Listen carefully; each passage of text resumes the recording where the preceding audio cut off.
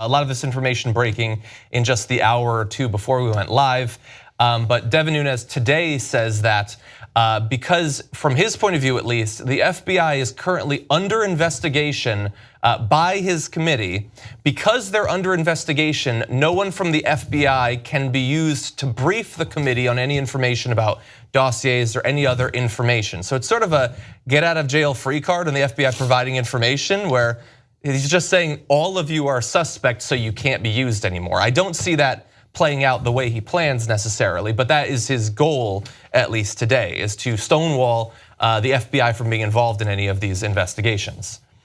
We also found out earlier today, I believe this is a CNN breaking news story, that back in December, Donald Trump had a conversation with Deputy Attorney General Rod Rosenstein where he asked him if he was, quote, on my team, which is not the same thing as asking for a loyalty pledge, which he famously did with James Comey, but it's in that neighborhood. Now, Rod Rosenstein had said in his testimony to Congress that he had not been asked to take part in any sort of loyalty pledge or anything like that, so it appears that he didn't perceive it that way either. But that is from a guy like Donald Trump, who we know is very interested in loyalty. I think that that's not nothing. Well, so a couple of important things there. On Rod Rosenstein's testimony, he pointedly refused to answer questions about whether he'd been asked about loyalty, but then went on to say, well, I didn't give a loyalty pledge. So that would make this story now fit into that, to his testimony, which is already on the record. So it turns out Donald Trump said, are you on my team? Again, asking for loyalty.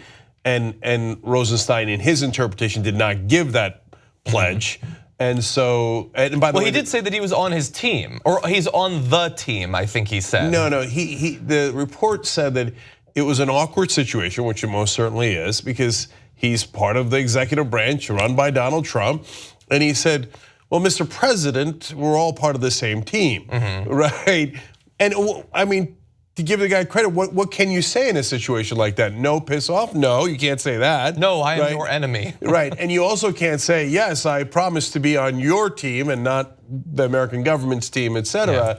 So Trump puts him in an untenable spot, as he did with Comey and so many others.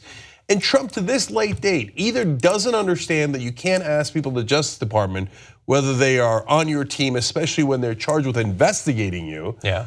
Or understands that and thinks, no, I am fundamentally corrupt.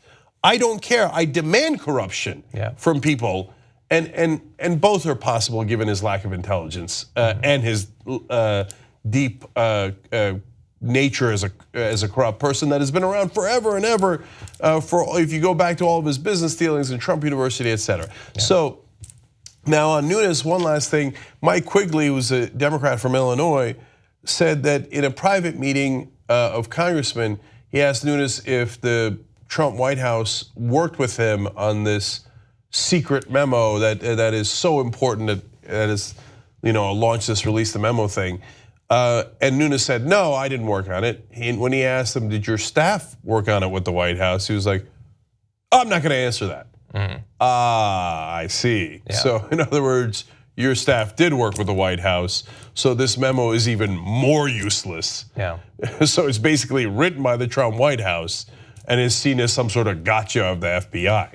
Yeah. Preposterous. If you become a member of the Young Turks, you'll be saying, I'm like a smart person. So do it right now, tytnetwork.com/join. Get the whole Young Turks show every day.